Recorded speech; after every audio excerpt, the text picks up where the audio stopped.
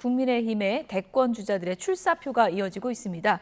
어제는 한동훈 전 대표가 국회에서 대선 출마를 공식 선언했죠. 얘기 들어보시죠. 1992년 봄, 저는 대학 1학년생이었습니다. 당시 말로 빌보드에서 자주 흘러나오는 노래가 하나 있었습니다. 제가 푹 빠졌던 기억이 납니다. 처음에는 기성평론가들로부터 저게 음악이냐는 최악의 혹평을 받았습니다. 그런데 얼마 지나지 않아 그는 시대를 바꾸는 문화 대통령이 됐습니다. 가수는 서태지, 노래는 난 알아요였습니다. 시대 교체는 어느 한순간에 폭발하듯이 일어납니다. 국민이 먼저인 나라, 성장하는 중산층의 나라, 실용이 이념을 이기는 나라를 만들겠습니다. 오직 그 마음 하나로 정치 교체, 시대 교체, 세대 교체를 이루겠습니다. 위험한 사람이 대통령이 되고 괴물 정권이 탄생해서 나라를 망치는 것을 막아야 합니다. 누가 이재명과 싸워 이기겠습니까? 누구를 이재명이 제일 두려워하겠습니까? 이기는 선택은 바로 한동훈입니다.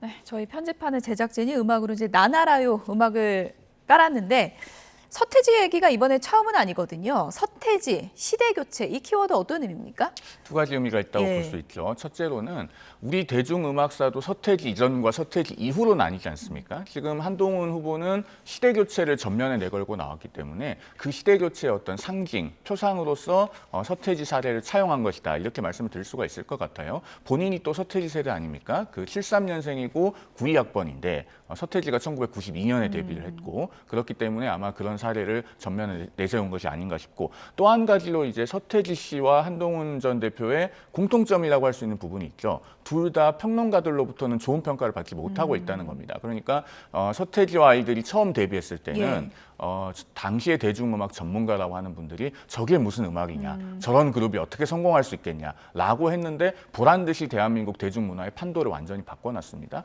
한동훈 전 대표 같은 경우에도 뭐 이른바 배신자 프레임에 시달리고 있고 그리고 계엄과 탄핵 이후에 상당히 어려워져서 과연 국민의힘의 대선 후보가 될 수 있겠냐라고 하는 일부 평론가들의 지적이 있죠. 그러나 그런 것들을 본인이 다 깨뜨리고 국민의힘의 대선 후보가 돼서 대선 본선 승리까지 이끌겠다는 그런 의지까지 반영된 표현이 아닌가 하고 읽히는 부분이 있습니다. 예, 어제 저는 라이브 보다가 좀 독특했던 점이 40분 정도 한 거 맞습니까? 원고가 상당히 길던데요. 40분 정도 됐던 걸로 기억을 합니다.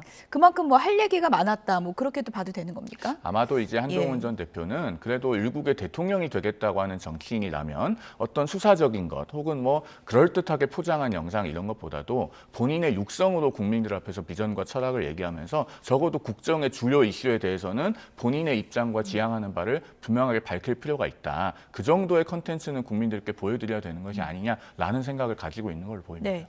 민주당에서도 이제 국민의힘 경선을 볼 때 이제 한동훈 전 대표 같은 경우에는 당심을 어떻게 극복하느냐 이 부분이 과제일 것 같거든요. 어떻게 전망하십니까? 그렇습니다. 실제로 뭐 평론가들한테 이런 평가 별로 안 좋다라고 평가해 줄 수도 있지만 저는 국회 내에서 느끼는 바를 말씀드리면 실제로 정치인들 사이에서도 평가가 굉장히 절하돼 있습니다. 그리고 배신자 프레임이라고 이야기를 하지만 국민의힘에서 굉장히 구성을 하고 있는 의원들께도 들어봐도 한동훈의 리더십은 끝났다라고 평가하는 분들이 굉장히 많았습니다. 그런 측면에서 당심을 어떻게 극복할 것이냐가 굉장히 좀 큰 관건이 되지 않을까 싶은 것이고요.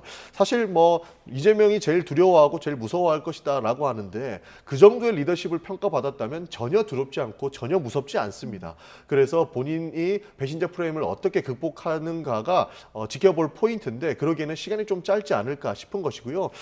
괴물 정권을 막겠다라고 가지고 나왔는데 실제 괴물 정권으로 파면에 이른 것은 윤석열 정권이었죠. 그 부역자라고 했던 부분들 이 국민들께서는 평가를 달리 해주시지는 않을 거기 때문에 저는 그 부분이 또 포인트이지 않을까 싶습니다. 네, 권성동 원내대표가 다소 뭐 뼈 있는 말이기도 한데 한동훈 전 대표가 짧은 정치 경험이었지만 많은 것을 겪었기 때문에 또 깨달은 바도 또 많을 것이다 이런 얘기를 했거든요. 보면요.